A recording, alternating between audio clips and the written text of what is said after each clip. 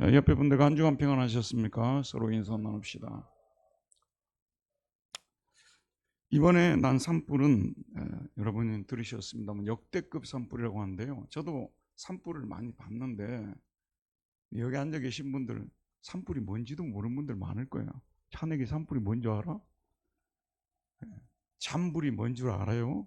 그 시골에 살아보지 않은 사람들을 잘 몰라요. 산불이 진짜 무서운데 이번에는 사람이 29명이 돌아가셨더라고요. 이거는 좀 특이한 일이거든요. 재산 피해는 많이 생기는 건 사실이지만 사람이 29명이 죽었다는 것은 지난번 미국 그 서부에서 그 생겼던 캘리포니아 쪽에서 불이 크게 났잖아요. 그렇게 사람은 많이 죽지 않은 걸로 제가 알고 있는데 사람이 29명 죽은 거는요 굉장한 산불입니다. 진짜 역대급 산불입니다. 여러분 얼마만큼 재산 피해가 생겼는지 제가 그쪽 지역을 가면 금강송 이런 거 보면서 굉장히 기분이 좋았거든요. 금강송 소나무도 같은 소나무가 아니에요. 금강송 그 값진 소나무들이 이번에 타서 없어서 소실됐다는 것이 정말 가슴 아픈 일입니다. 그리고 또 가족을 잃고 고통당하신 분들 얼마나 슬프겠습니까? 저희들이 많이 기도하고 또 우리가 할 수만 있으면 또 돕기도 해야 될 것 같습니다. 저는 이번 산불을 보면서 제일 아쉬운 부분은 늘 그래왔듯이 초기 진화에 실패했다는 점입니다. 예전에 제가 이 설교를 좀 실감나게 할 수 있는 것이요. 시골에서 산에 가면 이렇게 산 밑에 있는 여러 가지 그 잡초들 말라 있는 것들 있잖아요. 이걸 모아가지고 불을 피워요. 때로는 나뭇가지도 이렇게 좀 이렇게 피우거든요. 근데 그걸 빨리 이렇게 붓고 나서 빨리 없애고 확인하고 발로 이렇게 발로 비빕니다. 이게 확인하면서 발로 비벼서 잔불을 다 끄는데 제가 볼 때는 이분이 그 산소에 가서 불을 이렇게 모아가지고 태우고 빨리 끄야 되는데 제가 볼 때는 그 시점이 좀 늦었지 않냐는 생각이 들고요. 또 신고를 받고 달려간 소방관들이 조금만 빨리 달려가서 껐다면 이런 엄청난 재난을 가져오지 않았을 텐데라는 아쉬움이 많이 남습니다. 그래도 이제라도 불이 거의 다 꺼지고 가고 있으니 그나마 다행이라는 생각이 듭니다. 대통령 탄핵을 두고 나라가 두 개로 이렇게 쪼개져 있는데 산불까지 났으니 하나님의 경고의 음성인 것 같기도 하고요. 저희들이 더욱 깨어 있어야 되겠다는 생각을 하게 되는 것 같습니다. 초기 산불은 우리 산불에만 해당하는 것이 아니고요. 초기 진화는 우리 영적인 삶에도 해당합니다. 우리 역시 우리가 생각지도 못했던 일들이 우리 가정에 우리 교회에 일어날 수 있기 때문입니다. 이런 안 좋은 일이 일어날 것이라고 생각하지도 못했는데 혹은 생각만 하고 있었는데 막상 그 일이 일어났을 때 우리는 굉장히 당황하고 어떻게 대처할 바를 모르죠. 만일 우리에게 이런 재앙이 일어났다면 우리는 어떻게 대처해야 합니까? 오늘 말씀에 등장하는 다윗을 통하여 답을 찾을 수 있습니다. 여러분 다윗은요 이스라엘의 그 역사에서 우리나라 그 조선 왕들 중에서 여러분 최고의 왕으로 꼽고 있는 분이 세종대왕 아니겠습니까? 근데 여기 이스라엘은 왕들이 많았는데 최고의 왕으로 꼽고 있는 분이 다윗 왕이에요. 다윗이 1대 왕이요 2대 왕이에요? 2대 왕입니다. 2대 왕 다윗의 그런 다윗인데 많은 젊었을 때 많은 고난을 당했죠. 본래 망명에 뜻이 없었습니다만 사울이 하도 핍박하니까 망명 생활을 시작했습니다. 지금 그가 피해 있는 곳은 블레셋 땅입니다. 블레셋은 오늘날 지명으로 어딜까요? 뭐 영토는 똑같지는 않을 거예요. 하지만은 팔레스타인이 블레셋 아니에요. 팔레스타인. 언론을 통해서 우리가 자주 듣고 있습니다. 팔레스타인. 그는 블레셋 왕 아기스에게 신임을 얻고 총애까지 받게 되었습니다.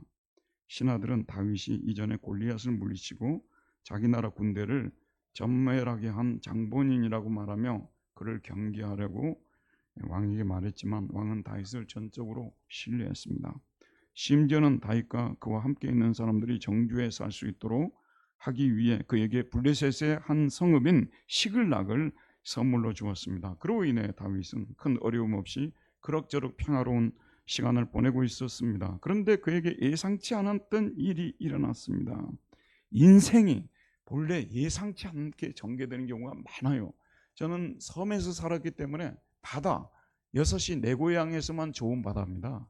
실제 바다는요, 변덕이 너무 심해가지고 아침에 맑아서 배 타고 내가는데요, 폭풍에 휩싸여서 생명을 잃은 사람들도 적지 않습니다. 우리 인생이 바다와 같다고 저는 늘 그렇게 생각을 해요. 하필이면 지금 자신이 망명생활하고 있는 블레셋과 자신의 조국 이스라엘 사이에 전쟁이 일어났습니다. 다른 나라하고 전쟁이 붙었으면 얼마나 좋았겠습니까? 하필이면 자기 조국 이스라엘하고 망명생활하고 있는 블레셋과 전쟁이 일어난 것입니다. 다윗은 아기스 왕에게 신세를 갚을 기회라고 생각해서 블레셋 왕을 따라 전쟁에 참여했습니다. 하지만 이 상황은 블레셋 왕 아기스의 부하들이 볼 때는 매우 위험한 상황이었습니다. 혹시 블레셋 왕을 따라 전쟁에 참여한 다윗이 떠나온 조국 사랑이 불같이 일어나서 갑자기 마음이 바뀌어 그를 대적하여 이스라엘 군대의 편에 선다면 블레셋은 전쟁에 패할 수 있습니다. 그래서 아기스의 신하들은 다윗을 돌려보내라고 왕에게 간청을 합니다. 그래서 결국은 다윗은 전쟁터를 떠나서 자신이 거주하던 시글락 성으로 돌아옵니다. 그런데 설상가상이라고 하잖아요. 점입가경이라고 하죠. 시글락이 다윗이 시글락을 비운 사이에 아말렉 사람들이 시글락을 침공하여 거기에 거주하고 있던 모든 사람들을 다 잡아가고 재산도 다 가져갔습니다. 오늘 말씀 사무엘상 30장 459페이지 좀 펴셨죠? 사무엘상 30장 1절 3절 제가 읽겠습니다. 다윗과 그의 사람들이 사흘 만에 시글락에 이른 때에 아말렉 사람들이 이미 네겝과 시글락을 침노하였는데 그들이 시글락을 쳐서 불사르고 거기에 있는 젊거나 늙은 여인들은 한 사람도 죽이지 아니하고 다 사로잡아 끌고 자기 길을 갔더라. 다윗과 그의 사람들이 성읍에 이르러 본즉 성읍이 불탔고 자기들의 아내와 자녀들이 사로잡혔는지라. 자, 이 상황을 봤을 때 얼마나 힘들었겠습니까? 얼마나 고통스러웠겠습니까? 그래서 4절을 우리 한번 보도록 할게요. 여기 보면 다윗과 그와 함께한 백성이 울 기력이 없도록 소리를 높여 울었더라. 망명생활이잖아요. 그런데 나그네로 살아가고 있는 여기에서 자기들이 살고 있는 그 도시가 성읍이 다 불태워졌을 때 얼마나 고통스러웠겠습니까? 지금 불이 타서 집이 다 없어진 이런 분들이 통곡하는 그 통곡을 생각하면 이 상황이 이해가 될 것입니다. 근데 가끔씩 제가 설교 시간에 말씀드리는데요, 우리 인간은 자기가 그런 일을 당해야만 진정으로 슬퍼합니다. 그 옆에 있는 사람이 당해도요, 그게 자기 고통 아니라고 생각해요. 참 이 상황을 여러분 생각해 보세요. 얼마나 힘들었겠습니까? 다윗이 또 슬펐던 이유는 두 아내 이스라엘 여인 아히노암과 갈멜 사람 나발의 아내였던 아비갈도 사로잡혀 가버렸어요.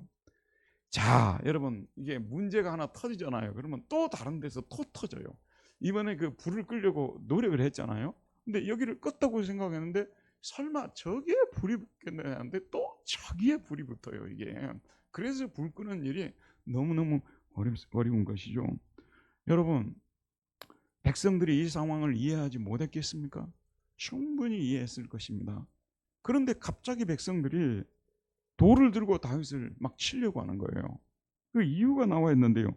자녀들 때문에 마음이 슬퍼서라고 6절에 나와 있습니다. 백성들이 자녀들 때문에 마음이 슬퍼서 다윗을 돌로 치자. 여기 우리 여자 성도님들이 계시잖아요. 남편이 중요해요? 다윗이 중요해요? 자녀가 중요해요. 남편은 저 강아지 밑에 등급이에요. 등급 판정 받을 때. 제일 중요한, 예를 들어서 맛있는 거 있으면 아들한테 갖다 주지 남편에게 갖다 주는 분들은 좀 이상한 가정 아니에요? 예. 일반적인 가정은 그 좋은 거 있으면 근데 그 여자분들이 충분히 이해가 가더라고요. 저도 당해봤는데 본인이 아이를 낳았잖아요. 아니 본인이 아이를 낳았잖아. 아니 내가 이해를 해봤다니까 이해를 해보려고 본인이 아이를 낳았잖아요. 우리는 옆에서 있었잖아요. 근데 본인이 아이를 낳았기 때문에 자녀에 대한 특별한 사랑이 있을 수밖에 없다는 것을 저는 생각하게 되거든요. 그러니까 다른 것 때문에는 다윗을 돌로 치자까지 하겠어요? 자기들도 사람이고 다윗이 그 일을 저지른 것도 아니고 또 다윗이 잘했다고 하는 것도 아닌데 돌로 치냐면 너무 자녀들 때문에, 자녀들이 잡혀갔다는 것 때문에 막 정신이 하나도 없는 거예요. 돌로 막 쳐서 죽이자고 이렇게까지 하는 상황이 벌어지고 있습니다. 자, 이런 상황에서 여러분 봅시다. 이 상황에서 다윗이 이 문제를 어떻게 해결하느냐. 우리나라도 좀 좋은 지도자가 나와가지고요, 이렇게 양쪽으로 다 나누어져 있고 막 이렇게 죽이니 살리니 하고 있고 좀 다 문제를 그냥 좀 이렇게 정리정돈하고 그렇게 딱 그런 사람, 좀 그런 지도자가 좀 출연했으면 좋겠어요. 요즘처럼 그런 지도자가 그리워진 적도 별로 없는 것 같습니다. 요때 쓰는 말이 속수무책 아니에요? 속수무책이 속수무책. 참 좋은 지도자. 근데 다윗이 진짜 좋은 지도자였어요. 다윗이 참으로 좋은 지도자였습니다. 그는 이 위기를 개인적으로 또는 그 주변 사람들을 어떻게 살릴 수 있는지에 대해서 매뉴얼을 가지고 있었어요. 그리고 그 매뉴얼대로 행동하는 것을 볼 수가 있습니다. 오늘 말씀 보면 다윗을 돌로 치자 하니 다윗이 크게 다급하였다라는 말을 쓰고 있습니다. 크게 다급하였다. 여기 찬혁이가 앉아 있는데 찬혁이는 왜 와서 나한테 이렇게 힘들게 설교를 듣고 그런지 모르겠어. 자주 와, 자주. 만만하니까. 찬혁이 만만해. 여기 이 젊은 애들은요, 크게 다급하다는 말이 그렇게 많이 와닿는 말은 아니에요. 이 번역이 그렇게 썩 좋은 번역이 아니라는 거예요. 예전 성경에는요, 한문으로 군구비라는 이런 표현을 썼어요. 근데 지금 번역에서는 크게 다급하였다고 이렇게 번역을 했어요. 내용은 알겠는데 실감할 수는 없는 거죠. 와 태체를 넣어 다비드 명호든데, 이건 다윗에게 직역을 하게 되면 다윗에게 러 다비드는 투 다비드입니다. 다윗에게 메오드는 벨입니다. 심히 매우, 그 다음에 태체르는 압박감이 주어졌다. 압박이 주어졌다. 다윗에게 심한 압박이 주어졌다. 이게 직역입니다. 숨을 내쉴 수 없을 정도의 압박감이, 가슴이 답답해서 죽을 정도의 압박감이 그를 눌렀습니다. 지금 자신이 가족을 비롯해서 백성들의 가족들이 그리고 재산까지 빼앗겨서 너무 슬프고 고통스러운데 백성들이 자신을 돌로 쳐 죽이려는 상황까지 벌어지게 되니 그의 압박감이 얼마나 컸겠습니까? 슬픔이 가슴에 넘쳐서 가슴이 터질 정도가 되었을 것입니다. 여러분, 술 마시는 것이 좋은 일이요 나쁜 일이에요? 경우마다 다르겠죠. 근데 잠언서에도 그 말씀이 실제로 나오고 있어요. 잠언서를 자세히 보게 되면요, 너무 고통스러운 상황에서는 술을 마실 수 있다는 것을 암시하고 있어요. 여러분, 술 마시는 분들이 다 잘못된 겁니까? 술을 마시지 않으면 그날 저녁을 견뎌낼 수 없을 정도로 고통을 당하는 분들이 있어요. 이런 정도의 상황이 되면요, 술이 아니고서는 견뎌낼 수가 없나. 요즘은 사람들이 마약을 하는데요, 마약이 한 것이 당연히 잘못된 것이죠. 그런데 이 마약을 하는 분들도 너무 고통스러우니까 그 상황을 좀 잊어보려고, 그 환각의 상태라도 잠시라도 좀 들어가 있다고 보려고 너무 고통스러워서 마약을 하는 분들도 있을 수 있다는 것입니다. 저는 유럽에 살다 왔지 않습니까? 이분들에게 종교가 뭔 줄 아십니까? 유럽인들에게 종교가 뭐예요? 유럽인들 대부분이 택하고 있는 종교가 축구입니다. 축구 감독을 신이라고 하잖아요. 그 진짜 경기 시작하기 전에 찬송가처럼 노래가 울려 퍼져요. 경기 시작하기 전에 막 하고 또 이기면 또 찬송가 또 부르고 경기 노래. 그 운동장이 꼭 교회 같아요. 사실 교회 안 온 분들 운동장에 많이 가 있겠죠. 이 승부의 세계가 얼마나 냉혹한지, 스트레스가 얼마나 큰지요. 일부의 그 유명 감독들 중에 마약을 하고 있다는 그런 소문이 항상 돌아요. 너무 힘드니까. 여러분, 또 우리 주위에 가끔 우리 역사에서 지금 적어도 한 1, 20년 전부터 이런 일이 되고 있는데, 너무 중압감이 크니까, 너무 압박감이 크니까 견디지 못하고 사회적으로 좀 알려주신 분들이 자기 목숨을 스스로 끊는 분들이 계시는데, 그걸 찬성한다는 뜻이 아니고요, 이해는 할 수 있다는 것입니다. 이해는 할 수 있다는 것이에요.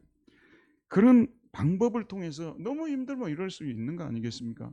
그런데 신앙인과 신앙인이 아닌 사람이 여기에서 차이가 나는 것입니다. 진짜 신앙이냐 아니면 그냥 신앙인인 것처럼 보였는가, 그게 위기를 당해보면요 거기에서 나타납니다. 위기를 당해보면 신앙인과 신앙이 아닌 사람이 이렇게 바로 나누어지게 되는 것입니다. 여러분, 이 행동을 이 상황을 수습하기 위해서 다윗이 취한 첫 번째 행동이 무엇입니까? 6절에 나옵니다. 백성들이 자녀들 때문에 마음이 슬퍼서 다윗을 돌로 치자니 다윗이 크게 다급하였으나 그의 하나님 여호와를 힘입고 용기를 얻었더라. 그의 하나님 여호와를 힘입고 용기를 얻었더라. 기도했습니다. 근데 여기 참 자세히 보게 되면요 중요한 뜻이 있습니다. 당연히 기도했겠지 뭐 그렇게 생각하잖아요. 근데 다윗의 기도를 한번 생각해 볼 필요가 있어요. 백성들을 안정시켜 달라고 기도했을 것입니다. 잡혀간 가족들이 죽지 않게 해달라고 기도했을 것입니다. 빼앗긴 것들을 다시 되찾아올 수 있게 해달라고 기도했을 것입니다. 하지만 다윗이 지금 이 시점에서 하나님께로부터 가장 원했던 것이 무엇이었을까요? 그의 마음을 강하게 하는 것이에요. 마음을 강하게. 그의 하나님 여호와를 힘입고 용기를 얻었다는 이 히브리어 단어와 이트하즈의 그 다윗이라고 되어 있어요. 다윗이 자신을 강하게 만들었다 이렇게 나와 있어요. 정확하게 보면 제끼 강조형이거든요. 자기 자신을 강하게 했다. 거기다가 마음을 넣으면 자기 자신의 마음을 강하게 했다 이거예요. 자, 힘든 일이 벌어졌습니다. 무엇부터 잡아야죠? 뭐부터 잡아야 되겠습니까? 마음부터 잡아야 돼요. 마음이 약해지거든요. 그때는요. 예, 마음을 강하게 하는 것이 너무나 중요합니다. 어려운 일이 발생했을 때 우리 인간이 할 수 있는 가장 중요한 일은 첫 번째 단계에서는 마음을 강하게 하는 거예요.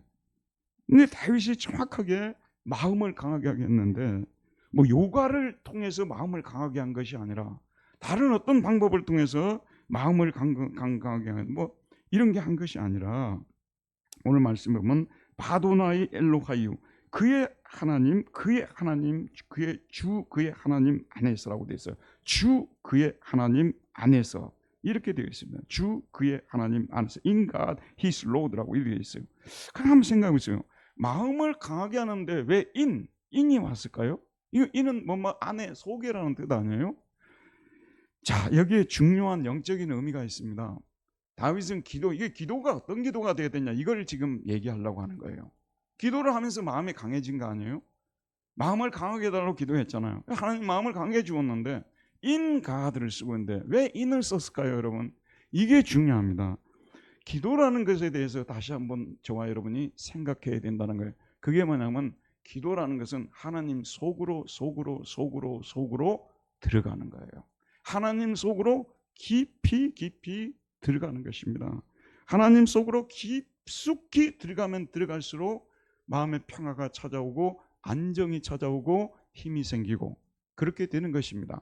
예를 제가 하나 들어볼게요. 여기 책을 좀 자주 읽으시는 분들, 어떤 책은 그냥 누워서 떡 먹듯이 읽을 수 있는 책도 있어요. 그런 책 없겠어요? 그런데 어떤 책은 그냥 한번 읽으면 그래도 집중하면 이해가 되는 책도 있어요. 근데 니체 같은 사람이 쓴 책은 잠언식으로 썼기 때문에 이 그냥 문장을 이렇게 딱 보면은요 무슨 말인지 잘 이해가 안 돼요.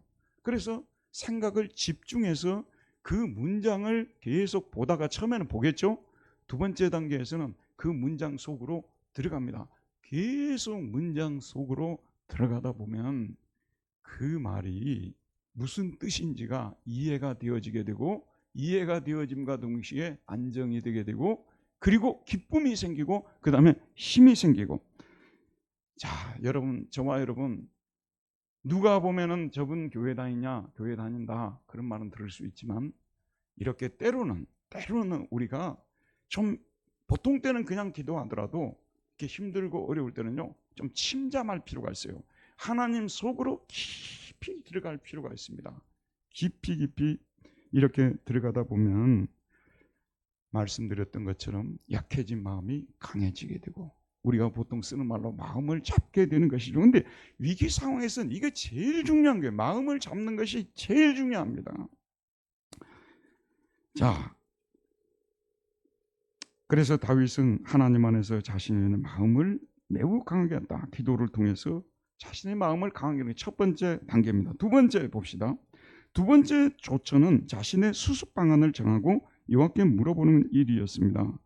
지금 이 상황에서 이 아말렉 군대를 추격을 할까요? 아니면 하지 말까요? 이것을 물어보기 위해서 제사장을 데리고 옵니다. 우리 30장 7절에서 8절 제가 한번 보도록 할게요. 7절 8절 제가 읽겠습니다. 다윗이 아히멜렉의 아들 제사장 아비아달에게 이르되 원하건대 에봇을 내게로 가져오라. 이건 점을 칠 때 쓰는 거죠. 에봇을 내게 가져오라. 아비아달이 에봇을 다윗에게로 가져가매 다윗이 여호와께 묻자와 이르되 내가 이 군대를 추격하면 따라잡겠습니까? 여호와께서 그에게 대답하시되 그를 쫓아가라. 네가 반드시 따라잡고 도로 찾으리라. 강조가 되어 있습니다.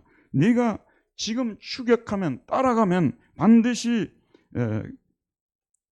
쫓아갈 것이고 그를 따라잡고, 이거 반드시 따라잡고는 핫세그 타시그 같은 단어를 반복해서 강조를 하거든요. 핫세그 타시그 해서 반드시 따라잡고 도로 찾으리라고 되어 있는데요. 하첼 타칠에서 이건 뭐냐면 반드시 되찾을 것이다. 하나님께서 확신을 주고 있습니다.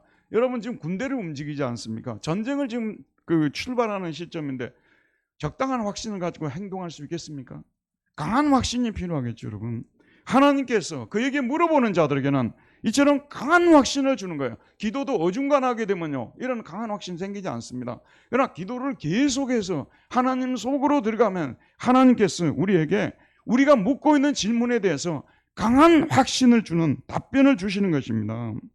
그래서 이 두 번째 단계에서 다윗이 힘을 얻고 나가는데 참 이 어려운 상황에 처해지게 되면요, 가장 확실하게 문제를 해결할 수 있는 방법을 찾아내는 것이 매우 중요해요. 여러분 이번 불을 끄는 데 있어서 가장 큰 역할을 한 것이 무엇이라고 생각합니까? 모두가 다 합력해서 선을 끈 건 사실이고 하늘에 비가 내린 것도 사실이지만 비가 그렇게 많이 내린 것도 아니잖아요. 저는 미군 부대 헬기를 빌려왔다는 것이 굉장히 큰 역할을 했지 않느냐. 구체적인 뭔가 있어야 되는 거예요. 우리나라 비행기들은 물을 그냥 이만큼밖에 못 실는데 얘는 막 이렇게 싣고 가서 막 뿌리지 않습니까? 자, 이렇게 확실한 대책을 하나님께로부터 기도를 통해서 물어보고 듣습니다. 그 다음 세 번째 조처가 뭐냐면 즉시 행동으로 실행하는 것입니다. 하나님의 뜻을 받아놓고 주저주저하고 있습니다. 다음으로 미루고 있습니다. 시간은 갑니다. 지금 골든타임이란 말을 쓰지 않습니까? 이번 산불도 마찬가지 아니었습니까? 골든타임을 잘 활용했더라면 지금보다 피해가 훨씬 더 줄어들 것인데 이렇게 골든타임을 놓치면서 거의 일주일 동안 불이 붙게 되고 많은 사상자와 또 피해를 가져다 주었습니다. 다윗은 미루지 않았습니다. 결심한 것을 미루지 않는 것이 너무나 중요해요. 자기가 그것이 옳은 일이라고 생각하고 결심했으면 미루지 말고 해야 되는 거예요. 제가 이렇게 책을 자주 보는데 제가 보는 책들은 좀 어려운 책이어서 뭐 독일어나 영어 책을 보면 항상 그게 프랑스 문장들이 등장해요. 그 문장이 등장하는데 적어도 읽는 사람이 뭐 이게 주어 동사 목적어는 뭐고 대충 이런 뜻이다 이런 정도까지는 좀 알고 싶은데 매번 이런 데카르트의 말들이 나오고 파스칼의 말들이 나오고 막 이렇게 하니까 너무 속이 갑갑한 거예요. 그래서 어느 날 제가 결심을 했습니다. 이 프랑스 정복하고야 말리라 하고 작년에 한 9개월 동안을 작정하고 했어요. 지금은 그런 정도의 실력은 됐어요. 근데 제가 프랑스를 얼마나 잘하는지 하나님이 저를 테스트해 보려고 그러셨는지 모르지만 그런 일이 있을 때 제가 이 안국동회를 갔었는데 마침 어디에 들어갔는데 그 외국에서 온 자매들 둘이 있어서 가만히 얘기를 들어보니까 프랑스어를 하는 것 같더라고요. 그래서 프랑스어를 저쪽에서 물어봤으면 대답했을 텐데 제가 머릿속에 캄캄해지고 하나도 생각이 안 나더라고요. 여러분 이 상황이 어떤 상황인지 알 거예요. 공부 좀 했다고 다 되면 누가 못하겠어요. 대신에 한 가지 얻은 소득은 그래도 글을 읽으면 이게 이런 정도의 문장이구나, 이 내용이 대체로 이런 거구나, 그것도 착수했으니까 그런 거 아니에요. 여러분도 아무리 좋은 결심을 많이 해놓고도요, 그걸 착수하지 않으면은 아무것도 따르지 않습니다.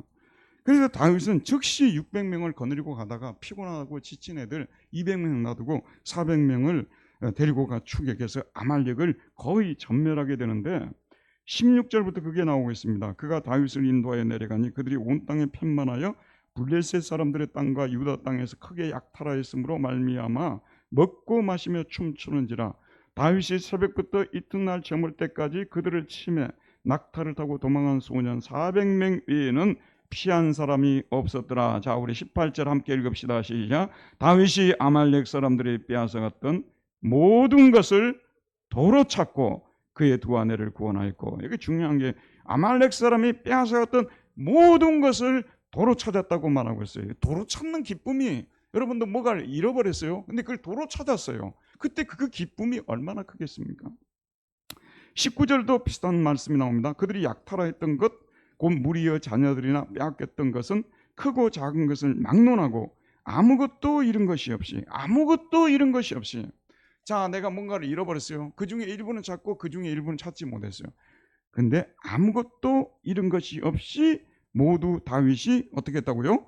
도로 찾아왔고 되돌려놨다. 헤시브는 원래 되돌려놨다 그런 말이에요. 그 다음에 20절 마지막으로 한 번만 더 읽읍시다. 20절입니다. 시작. 다윗이 또 양떼와 소떼를 다 되찾았더니 무리가 그 가축들을 앞에 몰고 가며 이르되 이는 다윗의 전리품이라 했더라. 도로 찾았다, 되찾았다. 이 말씀이 세 번이나 반복이 됩니다. 우리 하나님은 얼마나 정확하신 분이신지. 자, 여러분 주목해 보세요. 우리 하나님 믿는 사람은 진짜 믿음으로 살아야 됩니다. 가짜로 살면 안 돼요. 진짜 믿음으로 살아야 됩니다. 근데 우리가 좀 마음이 교만하고 그래가지고 하나님을 떠나서 내 방법대로 살겠다고 하지 않습니까? 그날부터 얻는 것 같죠? 아닙니다. 숫자로 계산해 보면 계속 잃어가는 거예요. 다 잃어갑니다. 처음에는 막 하나님 떠나 살아도 아무 문제가 없는 것이 생각이 되다가 시간이 가면 갈수록 갑자기 가정에 평화가 깨지는 거예요. 오히려 막 더 행복하려고 막 가정이 막 그런 행동들을 했는데 돌이켜보니까 자꾸 가정에 더 불화가 일어나는 거예요. 그리고 사업을 하는데도 더 어려운 상황이 펼쳐지게 되고 막 자꾸 이런 어려운 일이 벌어져요. 그때 이제 정신을 차리죠. 주님, 제가 잘못했습니다. 잠깐 방심하고 교만했습니다. 회개하지 않습니까? 이때 우리 하나님이 하시는 놀라운 일이 도로 되찾아주는 거예요.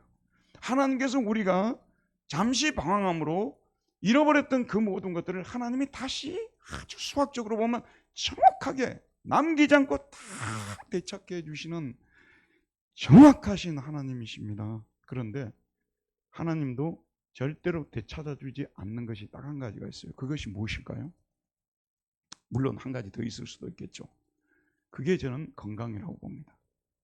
아무리 우리가 하나님을 잘 믿어도요, 자기 술을 너무 많이 마셔가지고 속을 완전히 뒤집어 놓으신 분들 있잖아요. 그분이 다시 돌아왔다고 해서 그것도 도로 찾을 수 있을까요? 그래서 우리에게 주어진 이 건강은요, 여기 앉아 계신 누구 한 사람도 예의 없이요, 딱 한 번만 하나님께서 주시는 기회입니다. 다른 것들은 우리가 다시 되찾아올 수 있지만 우리 건강은 절대로 되찾아올 수 없습니다. 그러나 여러분에게 말씀드릴게요. 아무리 좋은 생각을 가졌다 할지라도 자기 건강 잃어버리면 뭐하냐고 말이에요.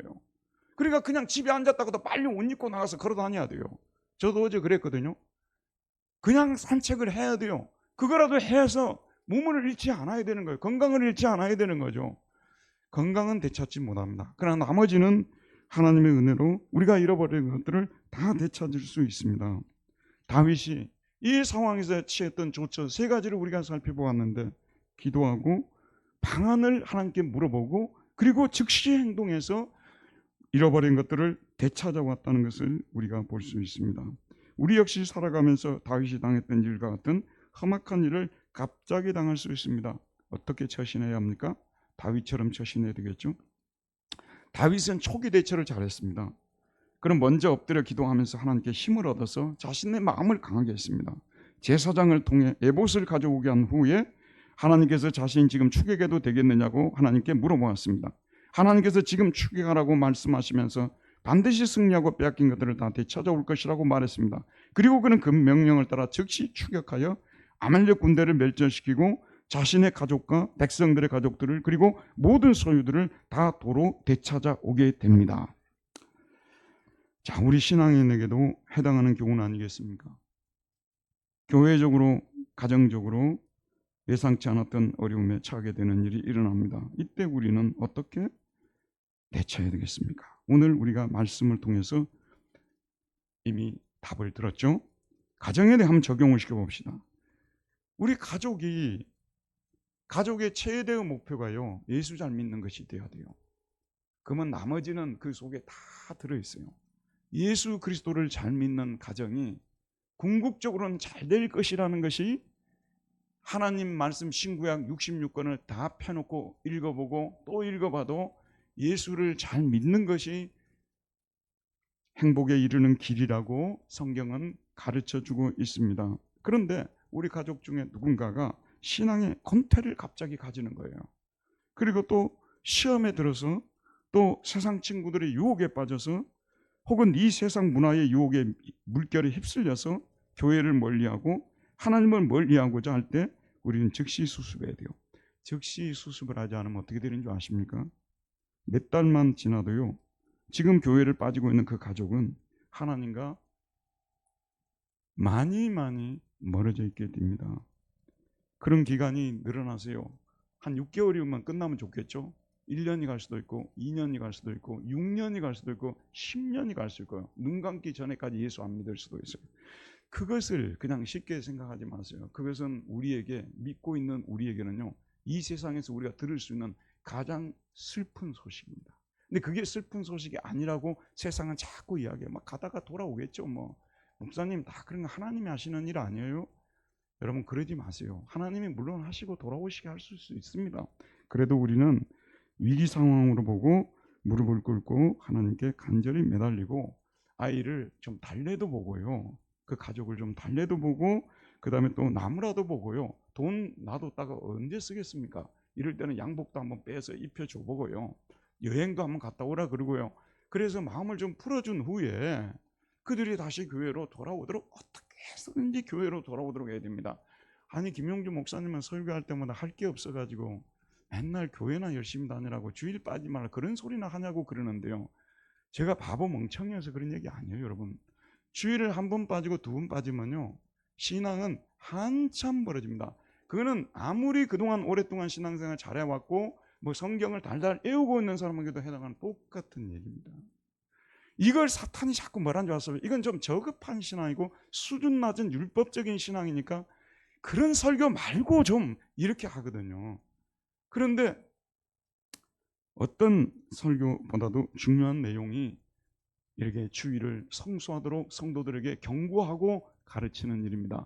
여러분은 들으면 끝나요. 저는 하나님의 심판대 앞에 서서 심판을 받아야 됩니다. 성도들이 그렇게 하고 살아도 너는 가만히 있었느냐? 이게 이미 다 에스겔서의 파수꾼의 사명에서 나옵니다. 경고를 해주고 깨우쳐 줘야 되는 거예요. 여러분, 코로나 이후에 사람들이 교회는 안 나오고 그냥 유튜브로 설교 듣고 끝내려는 사람들이 얼마나 많아졌습니까? 다 알고 있지 않습니까? 그럴 사정이 있어서 그런 경우들을 이해갑니다만은, 그렇지 않아도 교회 올 수 있는데도 불구하고 그렇게 하고 있다면 그거는 바꿔야 될 습관 아니겠습니까? 자, 이렇게 해서 마음을 어떻게 해서든지 돌이켜놔야 된다는 말씀입니다. 왜냐하면 방황이 언제까지 갈지 모르는데 더 심각한 얘기를 하나 해드릴게요. 여러분, 교회를 떠나서 살게 되면, 여러분 잘 보세요, 교회를 떠나서 살게 되면요, 애들이 자기가 너무 강해져 버려요. 그 애들이 너무 자아가 강해져 버렸어요. 이제 어느 정도 시간 지나면 그 애들 내 말 안 듣습니다. 자기 주체적으로 삶을 삽니다. 교회와 관계없이 살겠다고 그냥 당연한 것처럼 얘기를 합니다. 그것으로 또 끝나면 얼마나 좋겠습니까? 그것은 손해가 아니라고 생각합니까? 성격도 안 좋아져요. 성격도 너무 이기적이 되고요, 거칠어지고요. 자꾸 우리 서영이 지금 굉장히 순해 보이고 착하게 보이는데 좀 무섭게 보이려면 한 2달 교회 나오지 말아 봐봐. 집에서 수습을 할 수 없을 정도가 될 겁니다. 자녀기도 마찬가지고 수습을 못할 정도로. 그래도 콩나물 시루에 물 주듯이요, 이렇게 하나님의 말씀을 주마다 와서 이렇게 들으니까 여러분의 영혼의 때를 벗겨내고 굳어졌던 것들이 부드러워지고 좋은 성품을 가져갈 수 있는 것이지, 그냥 교회 나오지 않고 내 마음대로 살게 되면요, 진짜 여러분 자녀가 잃어버릴 수 있는 것이 뭔지 아십니까? 안 좋은 성품들이 많이 생겨나는 거예요. 너무 이기적이 되고요, 너무 자기 잘난 체하고요, 자기 중심적으로 사는 그런 사람들이 돼도 좋습니까, 여러분? 정말 우리는 경고의 나팔의 소리를 요한계시록에 나오듯이 들어야 된다는 말씀이 드는 것입니다. 그리고 기회가 될 때 집중 공략을 해서 돌아오도록 만들어야 돼요. 어거스틴의 어머니 모니카가요, 어거스틴이 어릴 때부터 방황했다는 거 알잖아요. 제가 책까지 써냈습니다. 그런데 아니 얘가 밀라노로 가더니 밀라노 수사학교 교수가 된 후에 거기 밀라노 성당에, 지금도 밀라노 성당이 있어요. 거기에 다니면서 짬짬이 암브로시우스 목사님 설교를 듣고 있다는 얘기를 아프리카에 있던 엄마가 들은 겁니다. 즉시 아프리카에 있는 모든 재산 정리를 하고 청산하고 밀라노로 가가지고 어거스틴과 함께 살면서 암브로시우스 목사님하고 계속 만나게 만들어주고 가까이 가도록 해주고, 그래서 어거스틴을 구원했지 않습니까? 기회가 생길 때 여러분 아이들도 돌아오게 해야 된다는 말씀입니다. 교회적으로도 갑자기 사탄이 우리 교회를 공격해 올 수 있습니다. 교인 중 믿음이 약한 교인들의 마음을 공략해서 우리 교회에서 떠나도록 유혹합니다. 그가 교회를 떠나야만 한 그럴듯한 이유들을 말해줍니다. 그래서 한번 우리 교회를 떠나면 돌아오기가 너무 어렵습니다. 물론 그들이 다른 교회 가서도 신앙생활을 잘하면 됩니다. 또 그러기를 간절히 바랍니다. 하지만 그 교회에 가서도 똑같은 또 어려운 일이 벌어져서 또 다른 교회로 옮긴다면, 그건 여러분 생각해 보셨습니까? 뭐 인간에 관계된 이야기는 안 하겠습니다. 한번 교회를 옮기면요, 다음에 옮기기는 훨씬 쉬워집니다. 한번 옮기면 다른 데 또 옮기기가 훨씬 쉬워집니다. 떠돌이 교인이 될 수가 있어요. 그래서 제가 그런 문제가 있기 때문에 교회를 좀 바꾸려고 하고 떠나려고 하는 분들에게 가가지고 간곡하게 부탁을 하고 그러는데, 어떤 분들은 그런 생각을 해요. 뭐 숫자 한 사람 줄어드니까 막 자기 교인 잡아놓으려고 이렇게 하는데요. 그분들은 공통점이 뭔지 아십니까? 그 영혼을 한 번도 사랑해 본 적이 없는 분들이에요. 같은 교회를 다니도요, 제3자로만 교회에 출석하고 있지, 여기가 우리 교회고 하나님 안에서 우리가 어떤 삶을 살아왔는지 그런 것들을 생각 안 하고요, 목사가 그냥 숫자 채우려고 숫자 떨어지니까 불안해서 그러는가 보다, 그런 부분이 없다고 볼 수가 없죠. 그건 거짓말이죠. 그런데 영혼을 사랑하고 매번 기도했기 때문에 그런 거예요. 그 성도를 위해서 내가 기도했던 시간이 얼마인지 하나님만이 아시지 않겠습니까? 그 사람을 위해서, 그 가정을 위해서 얼마나 오랫동안 기도했는지, 여러분도 어느 교인에게 그런 말 할 수 있습니까? 그 정도로 사랑해 보셨습니까? 그랬다고 말할 수 있습니까? 지금은 모든 것을 넘어가지만 하나님이 나중에 다 이걸 다 따지는 거예요. 한 영혼을 위해서 기도해 주고요, 그 가정이 잘 서도록 도와주는 것이 얼마나 귀한 일인가. 그런데 그 교인이 떠난다는 거예요. 그러면 당연히 가가지고 한 번이라도 얘기해 주는 게 당연한 거 아니겠어요? 그것도 안 하는 사람이 정상적인 사람이겠습니까? 그런데 뭐라고 하냐 그러면요, 신앙은 다 자기가 알아서 하는 건데 왜 그걸 교인 한 명 더 두려고. 여러분, 영혼을 사랑해 보셨다면 이런 말을 쓸 수가 없어요. 제가 베를린에서 목회하던 시절에 있었던 일인데요, 너무 끔찍한 일이었기 때문에 여러분에게 한번 소개하고자 합니다. 어느 선교사 부부가 저희 집에 어떻게 해서 잠시 동안 머물게 됐어요. 이분들은 베를린에 개척을 하러 오셨다고 하는 타교당 목사님이세요. 부부십니다. 우리가 이렇게 같이 함께 지내고 있는데 어느 날 우리 교회 그 학생한테 전화가 온 거예요. 뭐라고 전화가 왔냐면, 목사님 집에 계신 그 목사님이 자기가 지금 교회를 개척을 하는데 그 교회에서 개척을 함께 하자고 그러더라는 거예요. 뭐 그분이 다급하니까 그렇게 할 수도 있겠다 생각했죠, 저는. 그런데 그 다음 말이 기가 막힌 말입니다. 그분이 그 학생에게 한 말이 뭐냐면요, 내 양도 아니고 내 양도 아니고 다 주님의 양인데 어떤 교회 가서 신앙생활을 하면 어떠냐, 목사들이 옹졸해서 이런 신앙관을 가지지 못하니 안타깝다. 와, 이 말만 보면요, 정말 기가 막힌 말씀 아니에요? 다 주님의 양 맞죠? 그러나 여러분 이런 말을 쓸 수 있습니까? 저는 그 말을 듣자마자 무슨 생각이 났냐면요, 이 가정도 저 가정도 다 하나님께 속한 가정인데 이 가정에 가서 살면 어떻고 저 가정에 가서 살면 어떠냐, 이런 말을 쓸 수 있을까요? 그 후에도 그게 좁은 동네이기 때문에 이분하고 제가 친하고 테니스도 같이 치고 잘 지내고 지금도 잘 지내고 있는데 항상 들려오는 소식이 뭐냐면요, 남우교인들 자기 교회로 살짝 도둑질하고 데려다 놓는 거예요. 그것에 한번 그 버릇이 손버릇이란 말이 있잖아요. 그걸 그렇게 해서 여러분 사정이 있어서 교회를 옮길 수 있습니다. 그런데 어떤 때는 사탄이 전략적으로 교인들을 다 빼내가려고 하는 그런 경우들도 있어요. 그리고 또 우리 성도들 중에서도 요즘 같은 경우는 편리주의라는 것이 판을 칩니다. 그냥 편안한 데서 신앙생활 하고 싶은 거예요. 심지어는 교회를 나와도요, 봉사는 안 하고 편안하게 신앙생활 하고 싶은 거예요. 조금만 뭐라고 해도 율법적인 설교라 그러고요, 아주 막 불편해서 못하겠다 그러고요, 예전에 목사님들하고는 비교도 할 수가 없어요. 그런데 지금은 개성들이 너무 강하고 편리주의를 추구하는 시대이기 때문에 신앙도 좀 여러분 멀리 사시는 분들이 여기 오는데 편리해요, 불편해요? 그런 불편을 감수하는 가운데 하나님의 은혜가 있는 거예요. 아, 불편하다, 돈도 많이 든다, 차비도 많이 든다, 그 속에서 십자가가 생각이 나고요, 아니 예수를 믿는데 주님은 십자가까지 지셨는데 이 정도 불편을 감당을 못하고 편안한 데만 신앙생활하고 편리주의만 쫓는다면 그걸 어떻게 하나님께서 기뻐하시겠냐는 그런 말씀입니다. 여러분도 그런 유혹을 받을 때요, 편리주의에서 내가 이렇게 지금 행동하고 있는가, 정말 교회를 옮겨야 될 만한 이유가 분명히 있습니다. 다른 도시로 이사를 갔다든지 혹은 외국으로 나갔다든지 또 이유들이 있겠죠, 여러분. 하지만은 웬만하면 하나님께서 내게 정해주신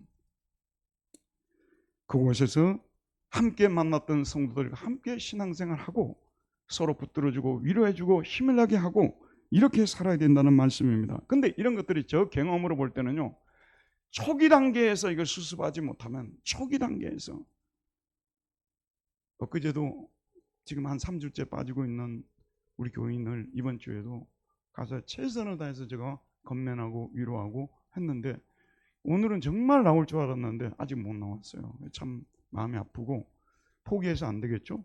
계속해서 건면하고 세워야 되겠죠, 여러분. 목사님은 목사님이니까 그런다고 절대 그러지 마세요. 여러분 그거는 정말 주님 사랑하는 마음이 1도 없는 분이고요, 영혼 사랑하는 마음도 1도, 누가 교회에서 안 보이면요 자기 일처럼 걱정해야 되는 거야. 그 성도가 왜 요즘 교회 안 나올까, 왜 안 보일까, 당연한 거 아니겠습니까, 여러분? 그런데 우리가 그런 것들에 대해서 아무 관계없는 일이라고 생각한다면 우리 교인 맞습니까, 여러분? 주님 사랑하는 것이 맞습니까? 그러고도 내일은 다 잘 될 것 같습니까? 저는 아니라고 생각합니다. 제가 믿는 하나님은 그런 분이 아니고요, 도리어 그럴 때 힘을 내고 오히려 위로가 되어줘야 되겠다 생각하고 함께 기도하고 찾아가 건면하고 그런 수고를 하나님이 더 기뻐하시고 때가 되면 하나님이 그런 것들을 갚아주시고 그러리라고 저는 믿습니다. 결론을 맺겠습니다. 문제가 발생했을 때 처음 단계에서 다윗과 같이 손을 써야 된다는 것, 행동해야 된다는 것, 이것이 우리가 올 한 해를 살아가면서 혹시 이런 일이 일어났을 때 이겨나갈 수 있는 방침이라고 생각하시고 저와 여러분 모두 승리하시기를 주의 이름으로 축원드립니다. 은혜로우신 하나님, 오늘도 생명의 말씀을 우리에게 주셔서 이 말씀 앞에 우리 자신을 돌아보게 해주시고 혹시 우리가 순종하지 못한다 할지라도 못했다 할지라도 목사님이 전하는 말씀은 하나님의 말씀이 분명합니다. 고백할 줄 아는 사람들이 되게 해주시기를 원합니다.